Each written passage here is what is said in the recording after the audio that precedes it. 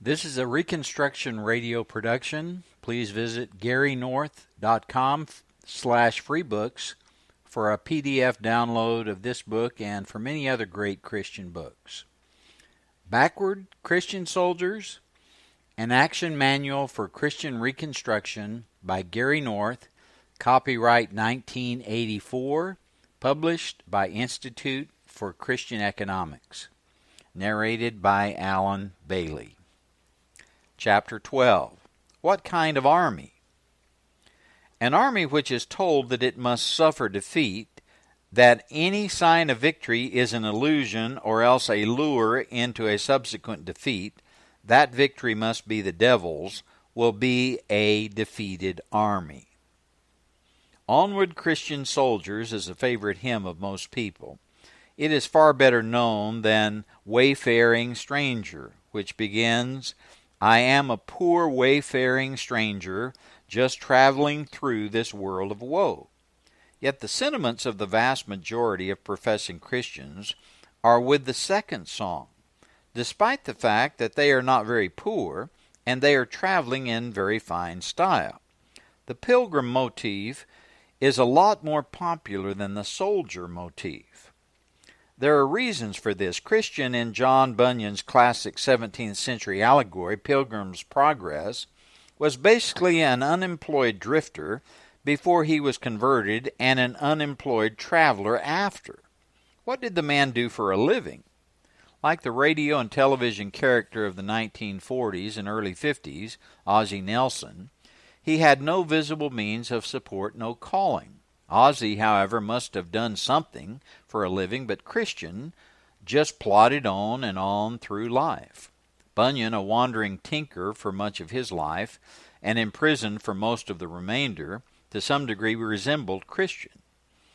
But a tinker at least faced a market and delivered valuable services. Christian was, as far as we can see, a vagrant. This pilgrim motif stresses internal struggles over sin rather than struggles with external enemies. The soldier motif is the opposite. The soldier gains his self-confidence and skills in boot camp. After this initial training, he is assumed to be ready for battle. He concerns himself with the enemy, who is a true threat to his life. The pilgrim is more like a newly reformed alcoholic or a drug addict going cold turkey. He wails, groans, writhes, struggles with inner horrors, and concentrates on what is going on inside him. He is at war with himself and his flesh, but not primarily at war with the external environment. The various allegorical characters in Pilgrim's Progress are external representations of internal enemies, vanity, doubt, despair, and so forth. The pilgrim does not bother much with his external environment, since he is only passing through. The soldier, on the other hand, is a conqueror, and he has to be concerned with what is going on around him. Perhaps the most detailed pilgrim manual is William Gurnall's The Christian in Complete Army, the 17th century book which devotes its 2,000 pages to a consideration of every conceivable personal temptation faced by the soul, except, unfortunately, the temptations of the battlefield.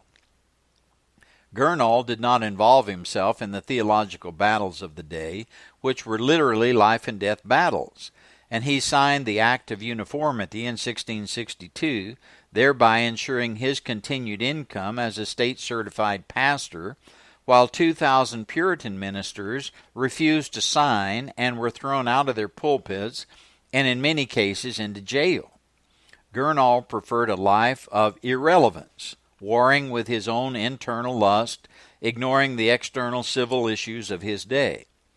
However harrowing his internal battles may have been, this pilgrim made his journey through the environment in comfort and relative safety. The battlefield.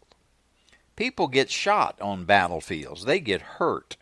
They aren't paid much, and what little they have is at perpetual risk. They can count on little from their external environment. They rely on their own wits, their past training, their experience under fire, their army supply systems, and most of all, the success of their commanding officer. The best executed battle plan can lead to disaster if it is not the appropriate battle plan. The stakes are high, yet the foot soldier must act in faith, obedient to his commanders, whether or not the plan is well designed. The chain of command must function all the time if it is to function at all. Cromwell's forces knew this, and they were nearly invincible on the battlefield. Cromwell was a military genius, an innovative cavalry officer, and a forceful leader of men. They trusted his military skills. They executed his plans, and they toppled the British monarchy in the mid-17th century. When the new model army went into action, it was a true army. Yet once the war was over, the splintering began. There was no real unanimity of goals and methods during Cromwell's protectorate. Men knew what they had to do to survive on the battlefield, but in peacetime the unifying enthusiasms as well as the unifying fear of military defeat disappeared. It is much the same today, except today's Christians have allegorized the language of battle. They have bled and died in the wars of humanistic imperialism, but they no longer understand or even recognize the validity of the legitimately Christian battle. They have spiritualized and internalized the Bible's language of warfare. They're not willing to step out into a real battlefield since they have never experienced boot camp. They are not fit for a war. Alexander Solzhenitsyn's Gulag Archipelago makes it clear that a war is on, and that Christians are deeply involved. The same point is made by Kordakov's The Persecutor and Richard Wurmbrand's Tortured for Christ. In communist China, the persecution after 1949 may have been even worse, as Raymond de Jager's The Enemy Within indicates. Real battles, real life and death decisions are being made in real battlefields daily all over the world. Nevertheless, American Christians cannot recognize the signs of battle. They cannot even recognize the threat posed to them by the public school system. They cooperate. They go along. They worry about the allegorical battles, not the real ones. Whether or not a county allows the sale of alcoholic beverages is a major issue in the South's more rural counties. Whether or not to start a Christian school isn't for the vast majority of Baptists and Methodists in the South. They battle pink elephants while sacrificing their children tuition-free to the Moloch state. Shoot a commie for Christ is a slogan of ridicule used by secularists to impugn the motives of Christians. Yet the escalation of war tensions may make it necessary for Americans to be asked by their government to shoot a commie for America. They did in the Grenada invasion in 1983. They have been asked to shoot a Kraut for Britain twice in this century. What we take as a national duty, service to the humanist state, we regard as ridiculous in the field of religion. The holy wars of this century have been the most devastating, most ferocious wars in man's history. But the holy gods have been the humanist gods of the state and the party. Armies were once asked to go into battle in the name of a transcendental God, but whole populations today are called to self-sacrifice and self-immolation in the name of the Volk, the proletariat, and the fatherland. The chain of command. What modern Christians object to is the idea of an earthly chain of command. To some extent, the Mormons still believe in the idea, although I doubt that every Mormon has bought a year's supply of food for each member of the family, which is what they have been instructed to do. Roman Catholics acknowledge the legitimacy of a chain of command, but most of them practice contraception, the direct violation of the Pope's orders. In other words, even those who say they believe in a chain of command are willing to acknowledge its legitimacy only when the chain of command refuses to enforce fundamental law. This is a century of conformity to the state, not conformity to the church. Men will conform. It is a question of which agency or agencies will gain the subordination of the population.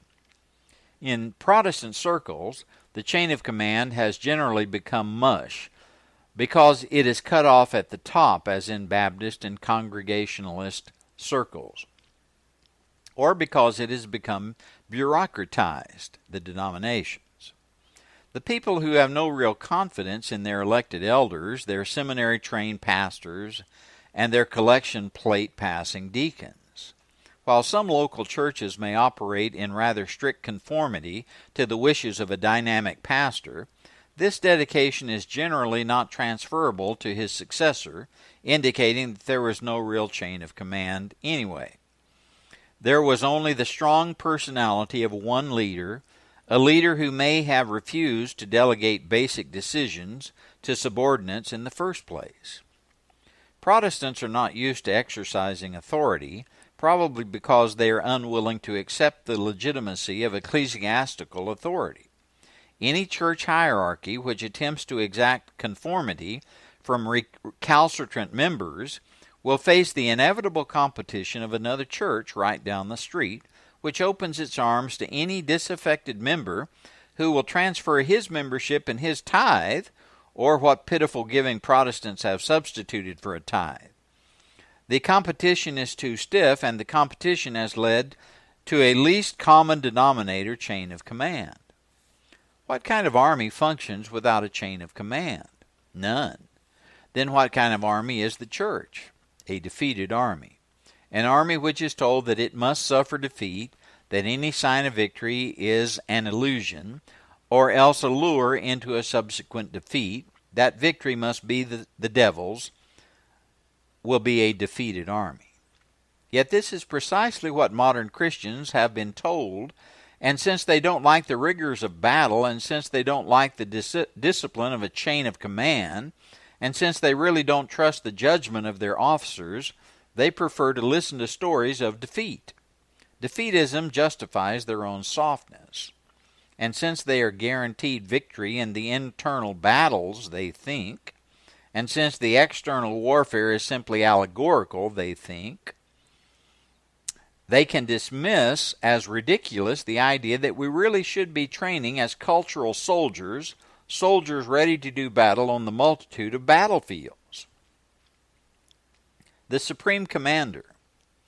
Jesus Christ is our Supreme Commander, but he operates only through his Word, which is unquestionably a training manual. However, he has many interpreters, and few people see the Bible as a true training manual. There are too many one-star generals in a peacetime army, all building up their local empires, all jealously competing against their peers, and most of them completely unprepared for war. When the war comes, both superiors and inferiors recognize which generals are fit to lead, and the peacetime bureaucrats are rapidly removed from public scrutiny. Peacetime armies cannot tolerate men like Patton or even MacArthur in a shooting war. You cannot win without them, though. Field-grade officers, majors, and colonels are numerous. A seminary professor is a light colonel. That's what Protestants have in large numbers. However, they all have the idea that they are generals, and if not actually generals, then at least they're as good as today's generals. They know for sure that nobody is about to follow them into battle, and so it really doesn't make much difference how good or incompetent they are. Nobody recognizes that the war is on because it's not a shooting war yet. Second lieutenants are, as always, as expendable as tent pegs and not much more useful. They are the deacons, seminarians, and elders in churches that are one-man bands. They know they are unprepared, and so does everyone else. Non-commissioned officers, such as Sunday school teachers, are ignored by everyone. They are assumed to be incompetent, but you need them in any bureaucratic system. We supply them with weak, corrupted materials, give them no training, and send them out to teach. To teach what? Well, whatever drivel pietistic evangelicals have published, or whatever socialistic, guilt-producing handbooks they have been issued by the denomination's liberals.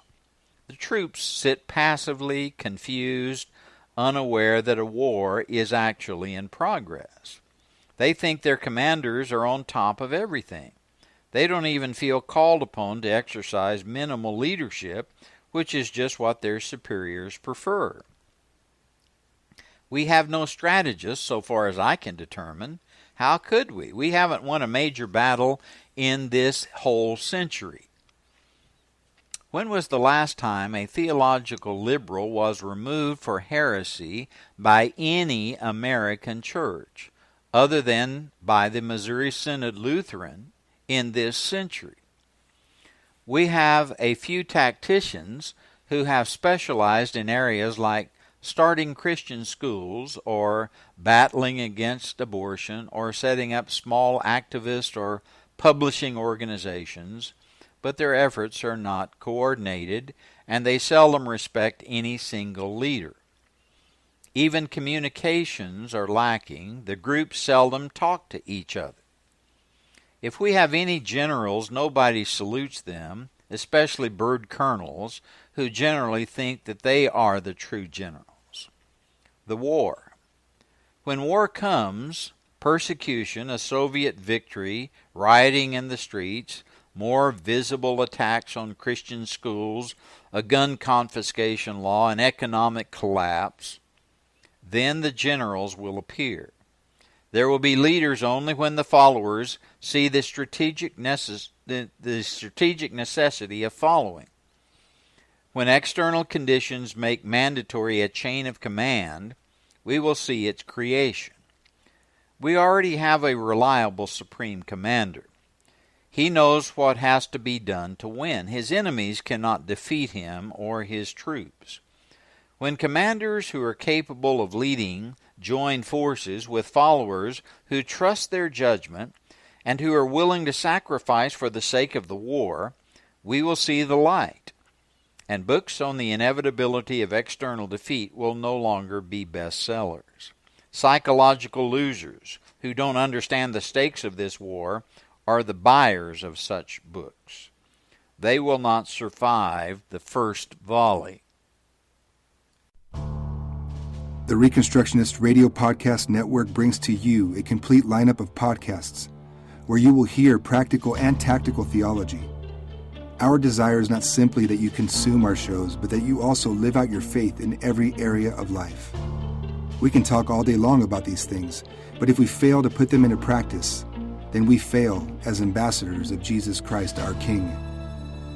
Subscribe now to your favorite Reconstructionist Radio Podcast Network shows, or you can subscribe to the Reconstructionist Radio Master Feed, where all of the content we produce, including the audiobooks and audio articles, will pop up as soon as they are available.